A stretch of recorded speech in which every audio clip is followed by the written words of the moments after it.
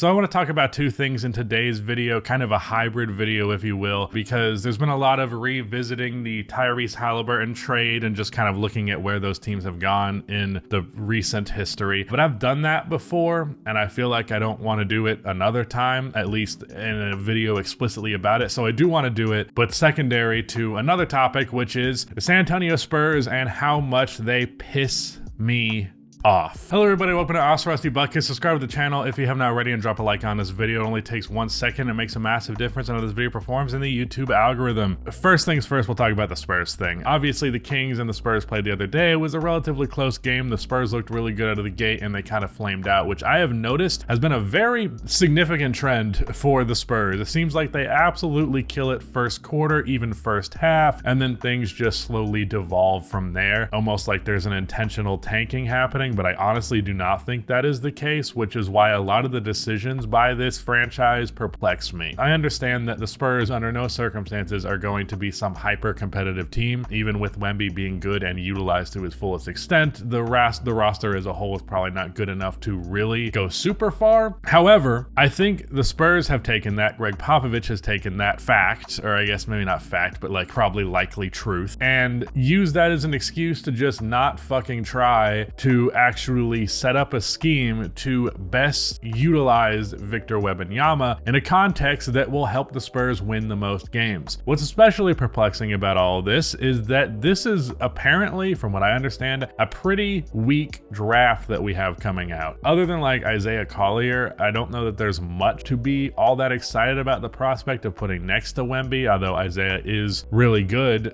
From what I understand, he's likely a top 3 pick, and if you don't get that, you're not getting him. I think you're trying a little bit hard to not be good, or at the very least, either the Spurs are trying a little hard to not be good, or Greg Popovich is just completely washed. And that's something that we have discussed. You know, he's like almost 80. He's allowed to be not that good at his job anymore, but he's done a lot of things with this Spurs team that really grinds my gears, if you will. First thing is Jeremy Sohan at point guard. Now, I've talked about this before, and I had multiple Spurs fans reply with the notion that they were not running him at point guard with the intention to play him at point guard long term, but rather just to develop that aspect of his game. And what I have to say to that is Jeremy Sohan's development is not worth the huge hit that experiment has had for Victor Wembanyama's development, because Jeremy Sohan isn't a fucking point guard and Victor Wembanyama needs a fucking point guard. So when you have a fake point guard out there pretending to be a point guard and trying his best and saying himself that he doesn't really know how to play the position, Victor is out there constantly trying to create his own shot. Now, don't get me wrong, Victor has a lot of upside in terms of being a shot creator, someone who can do stuff over the dribble, someone who can just frankly shoot over his defenders, because what the fuck are they going to do about it? However, right now he's not efficient at those things. His three-pointer's not going in.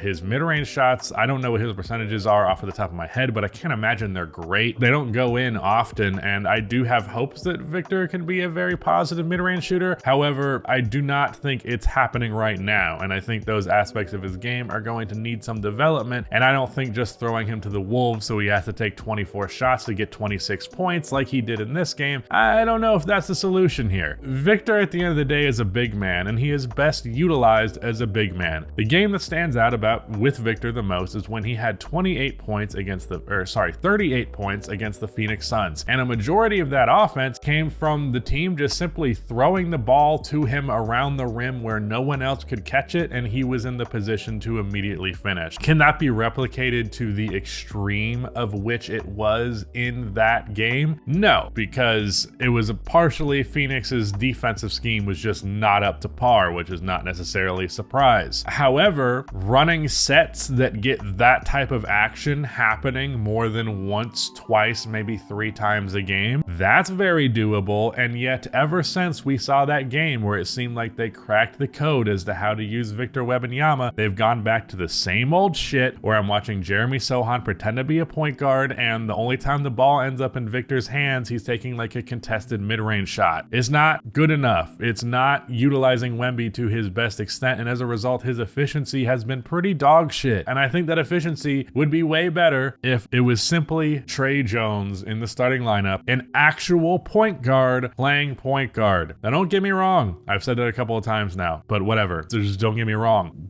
Don't you do it. He's not a great point guard. I don't think Trey Jones is like the future starting point guard of the San Antonio Spurs. I never felt that way. I know a lot of Spurs fans did going into this year and then felt a little bit iffier about it. I think Trey is a backup point guard just like his brother, and I think he has the potential to be a very good backup point guard just like his brother, but a backup point guard nonetheless. However, a backup point guard is better than a power forward playing point guard. So there you go. Literally, I think just Trey Jones in there, more sets just to get Wemby opportunities off of the ball, pick and rolls, cutting back door, just simply getting good post position, big man shit, rather than just having him do a Kevin Durant impression that he is not doing a good job of right now. So yeah, the Spurs, they really annoy me. I've said this before. I may or may not have said it on this channel, but I think I did. Whenever I'm watching the Spurs, I'm like, hell yeah, Victor Wembanyama. And then Victor sits and I'm like, oh, god damn it, I'm watching the Spurs. And man, the whiplash, the moment that he goes to the bench, it's pretty intense. But then on top of that, as time has gone on, it's just been increasingly more and more obvious how badly they're using him, that it then just makes me lose my shit even when Victor is on the floor. They did a better job in this game than they have in other ones. There were a couple of buckets in this game where they just threw it to him in the right spot, but it has been frustrating. But now let's talk about this Halliburton